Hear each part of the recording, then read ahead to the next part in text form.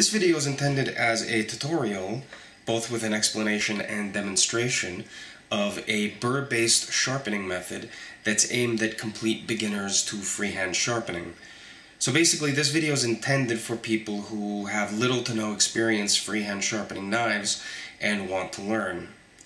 For those people who are learning from scratch, I recommend learning a burr-based sharpening method, which I'll explain shortly, because it's the easiest way to avoid the first type of problem or the first type of mistake that new sharpeners tend to make, which is that they don't sharpen enough to reach an apex, and so the knife never gets fully sharpened before they try and move on to other steps, which then leads to frustration when they try a bunch of other things and spend a lot of time when they never actually finish the first step properly. The basic idea in burr-based sharpening, I'm going to use my hands to demonstrate. So basically, let's say you've got a worn edge, so I'll curl my fingers like that to demonstrate the idea of it being worn at the apex and rounded. So the idea is that you want to take the two sides of the edge bevel and you want them to meet in the center at an apex. So in a burr-based sharpening method, what you do is you stay on one side only, sharpening that side alone without flipping the knife back and forth on both sides, but rather sticking to one side only until that one side meets the other and you actually end up grinding enough that you start pushing metal past the ideal apex and it curls around the other side, forming what's called a burr. This is a thin, flexible strip of metal that's been bent around or past the apex by being shoved there by the use of an abrasive. It's always on the opposite side of the side you're sharpening. So my left hand is the side that would be facing the stone, and the burr would curl up around it back towards the person sharpening. So it's always on the opposite side. So then when you switch to the other side, once you have a burr, all you have to do is push the burr the other way so that now it's curled back on the first side that was being sharpened initially. And now you know for sure 100% that these two sides have met at an apex. Then the only problem you have to deal with after that is getting rid of the burr that you created while reaching an apex. But that's an easier problem to solve for a beginner, I believe, than failing to reach an apex to begin with. And it's also because, nothing else will work if you don't hit an apex first. Whereas dealing with a burr, it's pretty obvious that one exists, particularly with this type, because you're going for a visible, large burr that you can feel with your fingernail on the edge. And that's an easier problem to solve for a beginner, I think, than trying to determine whether or not they've reached an apex using other sharpening approaches. What I'm using today for this demonstration is a Norton combination coarse fine India oil stone. I'm actually using the fine side because even though it's described as fine, the fine side on a Norton India stone is about 320 grit. So that's plenty coarse enough for sharpening, or for regular sharpening. I wouldn't be using the coarse side of an India stone unless I was reprofiling an edge bevel to a different angle or thinning out the primary grind on a knife, because it's in the 150 grit range and it's extremely coarse. Even for a complete beginner, I think something around 400 grit is plenty coarse enough. And it's also coarse enough that I wouldn't go lower. Like, this would be low enough even if there were small visible nicks in the edge to sharpen those out. I wouldn't really go below that unless I was trying to change an edge bevel angle or something like that. Now, this is an India stone, and it should be used with mineral oil. Lots of mineral oil I like to use. And the reason for using the mineral oil is that it prevents the metal shavings coming off the knife from sticking to the stone and clogging it, Because if you try to use this dry, or with water, or with simple green, or with kerosene, or anything else, there's a very high chance that the metal coming off the blade will start sticking to the sharpening stone, and then will clog it, and the stone will stop cutting like it's supposed to, and that can be very frustrating.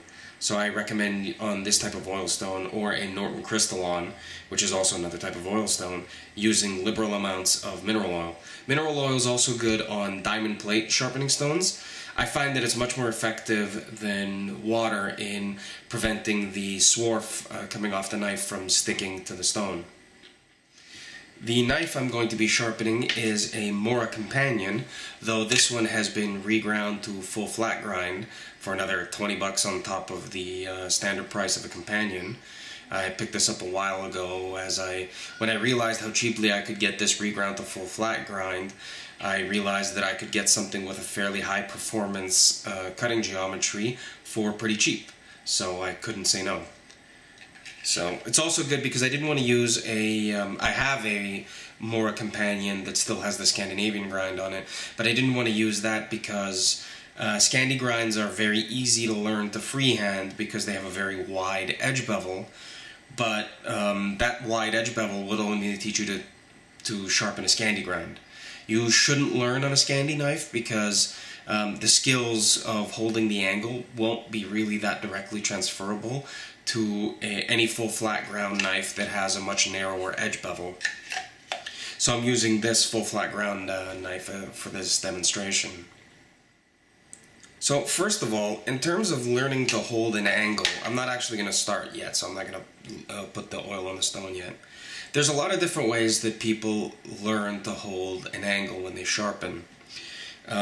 It can be done if you're talking about wider edge bevels by feel, where you learn, and most experienced freehand sharpeners can do this, where they can put a knife on a stone and just by putting pressure on the front edge they can feel when they're on the right angle and when the apex is touching the stone.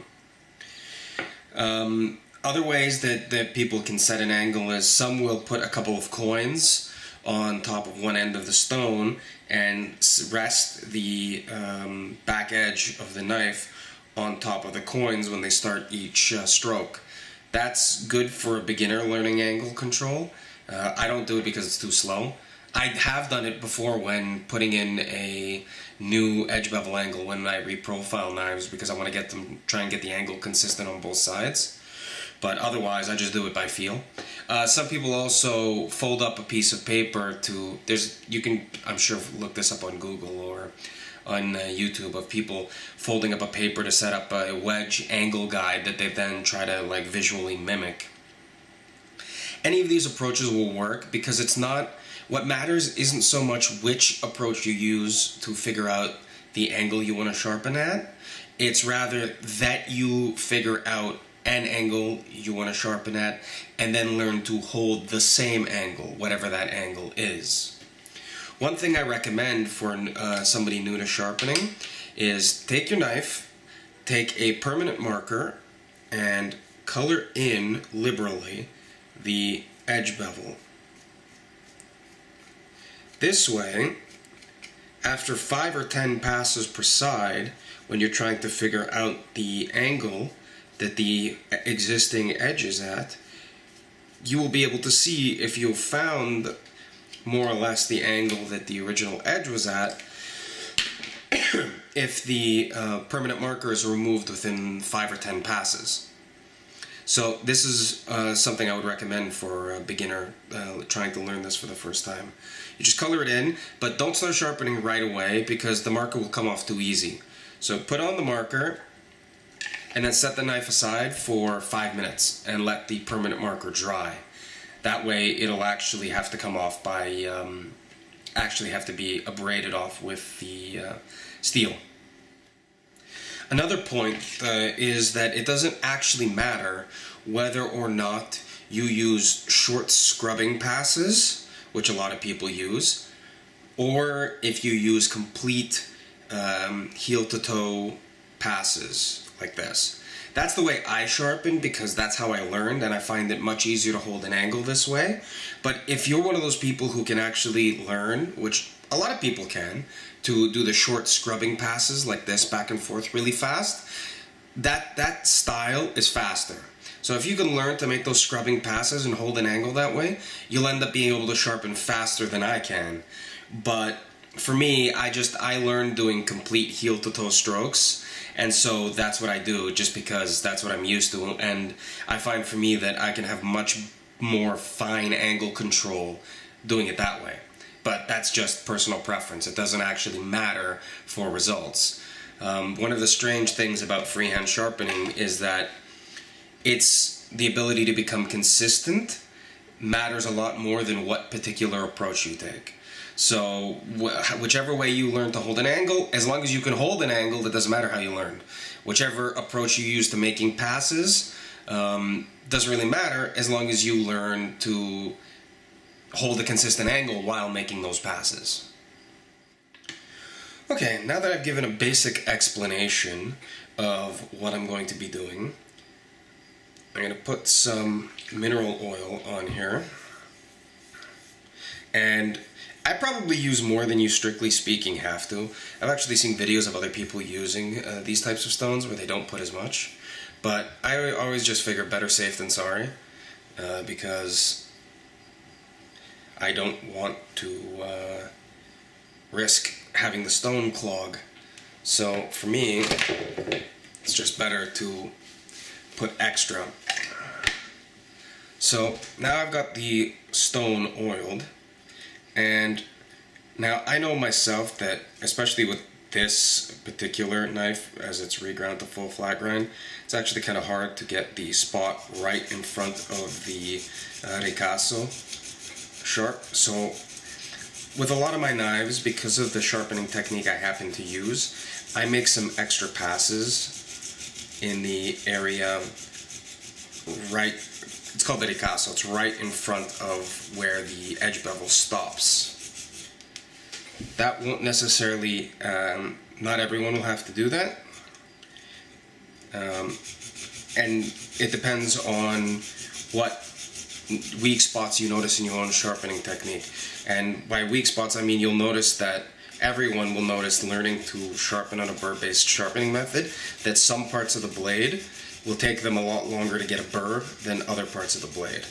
The parts where it takes you longest to reach a burr, those are the spots where you're weakest. So basically, what I'm doing here is I'm just going to keep sharpening on one side without alternating sides. I'll switch to doing complete passes here.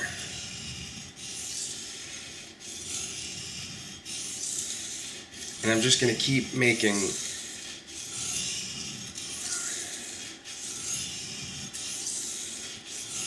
passes on this side until I have a burr along the whole length of the edge, from the heel right in front of the handle all the way to the very tip. And because this is a fairly coarse stone, I shouldn't have much trouble reaching a fairly aggressive burr that should be very easy to feel, and you can also see it under a lamp, which I'll show you after.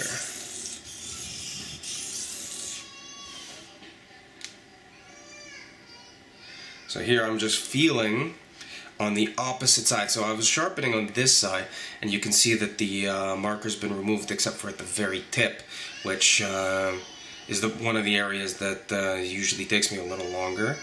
And so what I'm doing is I'm feeling, you can do this with a nail as well, I'm feeling the opposite side, and I usually do it with the pad of my thumb, because with this coarse of stone I can actually usually feel it, and I can feel there are spots along the edge where I've already got a burr, but I'm gonna work.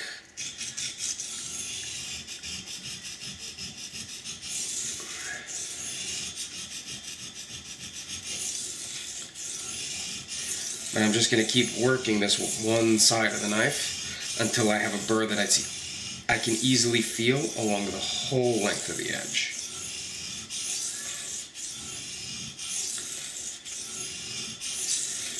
may take a little bit of time because I was recently messing around with this knife and it had a fairly large micro bevel on it from a fairly coarse grit, and so I'm having to sharpen out that previous micro bevel, which is basically a microscopic extra bevel at a higher angle that I'll explain why people use those in more detail in another video, because it's not necessary for a complete beginner.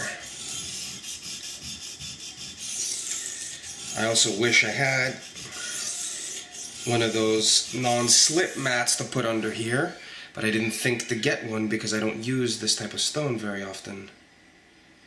Okay, so now I have a very clearly detectable burr along the whole edge. I can actually easily feel it. Like, I don't even have to wipe the oil off the blade, which I'm going to now. I can very easily feel it along pretty much the whole length of the edge. Maybe just a little more on this side, on this end here. There's a little technical explanation I could give for why it's a pain to get, on the full flat ground version, why it's a pain to get it sharp right in front of the Picasso, but it's not important. So,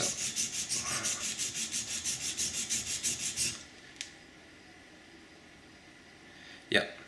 Okay, so we have a burr now from right here all the way to here, and you can feel it on this side very easily with the pat of a finger going this way. And make sure you always go from the spine to the edge like this, because you don't want to cut yourself, eh? So as long as you're going from the spine to the edge, you can't cut yourself here, okay? But should go without saying, but I just want to note for the record here. So once you have a burr you can feel along the whole length of the edge, only then do you want to flip the knife over. Oh yeah, I use both hands. I'm ambidextrous when using a bench stone. A lot of people use the same hand but sharpen like towards themselves on the opposite side. I could never get the hang of that. But again, that doesn't matter. That's just a matter of whichever you can get used to is fine. So if you want to use the right hand or your dominant hand for both sides, that's fine. I happen to learn to be ambidextrous doing this, which is funny because I'm not ambidextrous writing or anything else really. It's only for sharpening that I learned.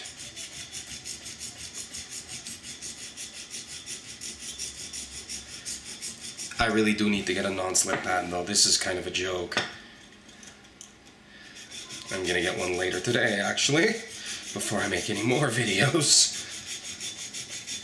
I don't normally need it when I use, because I usually use water stones, and I have a water stone holder with rubber feet, so I normally don't need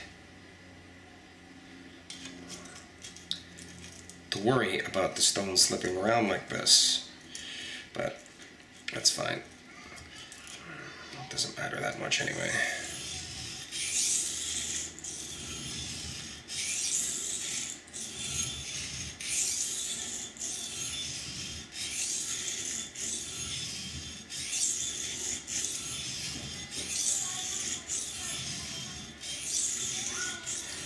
One thing you'll notice, and this is just a personal preference on my part, is that as I rotate the blade through the pass, I'm always pushing forwards. I'm not actually sharpening in a curve like you see a lot of people doing. I just found for me, it's a lot easier to not round the tip and to get better results on the tip by keeping the direction of travel directly forwards as I rotate the blade on these heel-to-toe passes.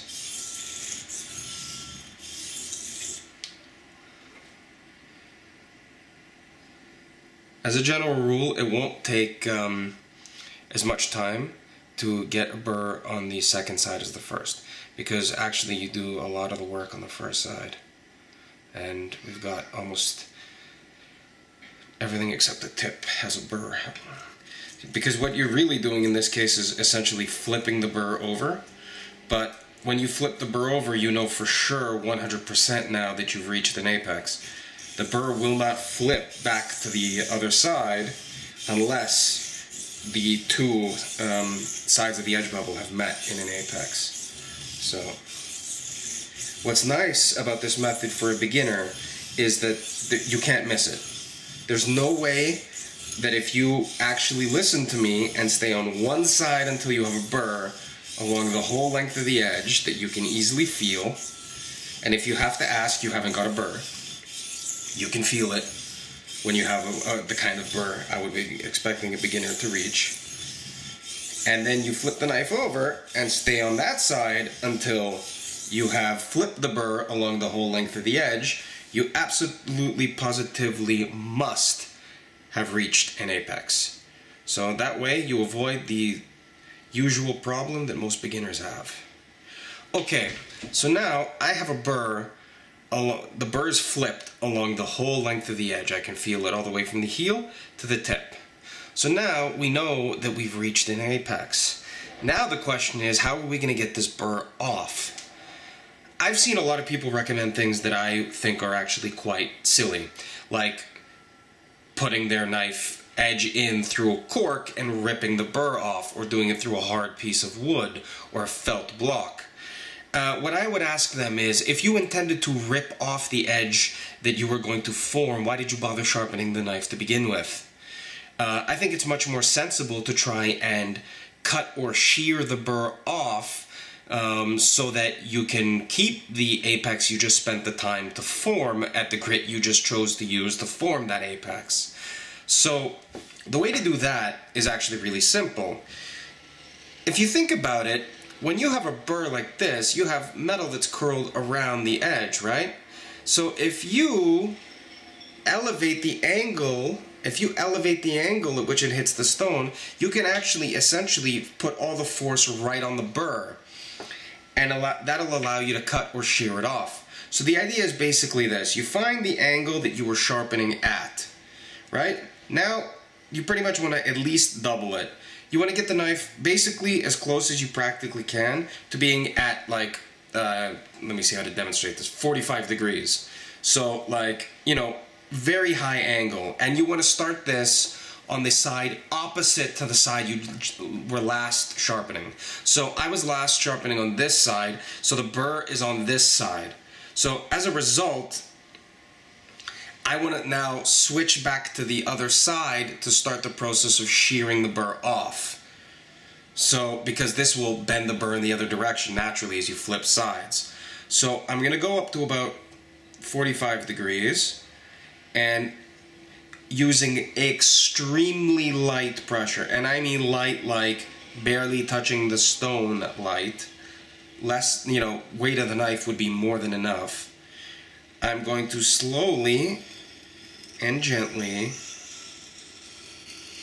make one pass edge leading, i.e. with the edge traveling forwards over the stone to the end, and then I'm going to flip it over, and again at about 40 or 45 degrees I'm going to make a light pass. And now, just for insurance, because I formed a fairly large burr, I'm going to do that one more time. But again, you want to do this super, super, super light. Barely touching the stone. The need to do this, incidentally, is why I sort of tend not to recommend coarse diamond plates to people, because even myself, I have a lot of trouble shearing or cutting off the burr on an Atoma 400 or a DMT, whatever the DMT grit that's around 325 grit. I find that those are so grabby, like the diamond points on the sharpening plate stick up so much that it's really difficult to shear off the burr on one of those compared to something like this. That's why I tend to prefer India stones or crystallons for this type of coarse work. So now,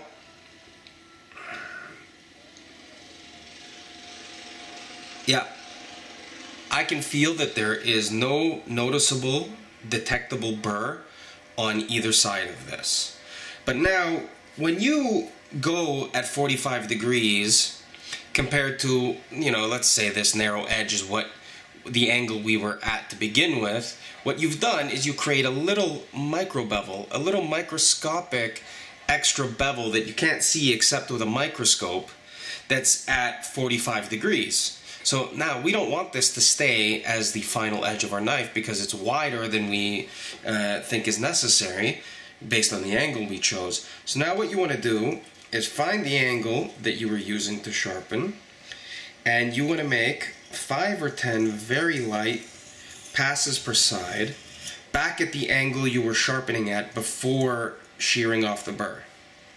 And so what you're trying to do here is just sharpen out that tiny little extra bevel that we made when we were shearing off the burr, but do so very lightly and using alternating side passes, because we don't want to form another burr now since we just did the work of cutting off the burr that was there.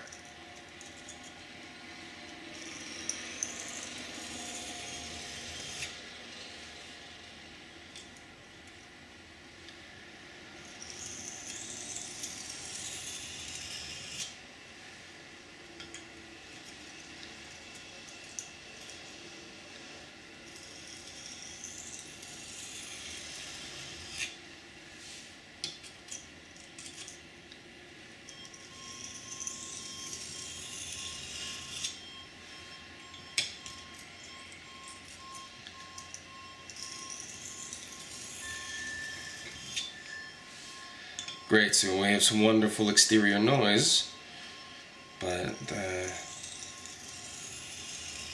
you'll have to put up with it because I'm not shooting this again. So far this has gone perfectly well, so I don't see any reason to let a few outside noises lead to throwing this footage out.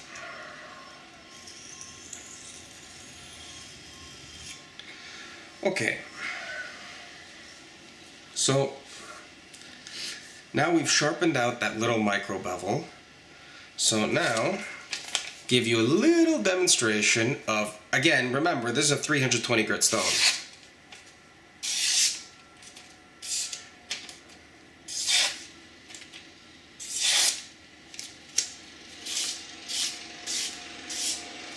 Now, remember this. The next time you see somebody on a message board or on YouTube try and tell you how sharp their knife is because it can slice magazine paper, that anybody can get an edge that will trivially slice newsprint off of a 320 grit stone. Actually, if I had flipped this stone over and used the coarse India, I could get it to do this. That's actually extremely easy. And in fact, if you look at newsprint, on this newsprint the grain runs vertically. So when you see the pictures, that means the grain runs this way. Newsprint's always much easier to push cut with the grain than across it. You can see that this will push cut newsprint with the grain at 90 degrees off of a 320 grit India stone. So if you can get off of this coarser stone using a burr-based sharpening method, which leaves a coarser apex finish than other sharpening methods that I will demonstrate in other videos, if you can get that to push cut newsprint with the grain off of a 320 grit stone, then you need to realize that most of the demonstrations of how sharp something is on YouTube you see are complete nonsense. That somebody with a basic competence at freehand sharpening could replicate virtually all of those sharpness demonstrations off of the coarsest stone they own. But nonetheless, as an aside, that was a very simple introductory approach to sharpening a knife freehand for a complete beginner. As you can see, the results are perfectly capable of slicing newsprint. And given how coarse an edge this really leaves, this kind of an apex finish will last a very long time slicing stuff like cardboard, rope, stuff like that. But I wouldn't try to use this type of an apex finish for something where I had to do a lot of push cutting work. If I was push cutting strips of Kydex, let's say, which I'm probably going to do in a video at some point, to make a point about something, this is not the kind of edge finish I would leave. But one point I did want to add, for people who start off by learning this method with a coarse stone and then eventually want to move on to using finer stones afterwards to refine the edge for whatever reason, because they want a finer edge or whatever, they have to do more push cutting work. You only need to reach a burr on the first stone. Because on the first stone, the point is to make sure you have an apex. Once you have that apex and you've cut off the burr on the first stone, on every stone afterwards in any sort of a grit progression, all you need to do is make sure that you've applied the scratch pattern replace the scratch pattern of the old stone with the new stone. And so you actually want to avoid forming a burr in as much as you can on stones you use after the first. So you should be flipping sides frequently, every 10, 20, 30 passes per side, using any other stone after the first, so that you minimize how much of a burr you form. But other than that, for a beginner, one coarse stone, one knife, and a little bit of time, and you can get a result that will be sharper than most of the knives you've ever handled in your life.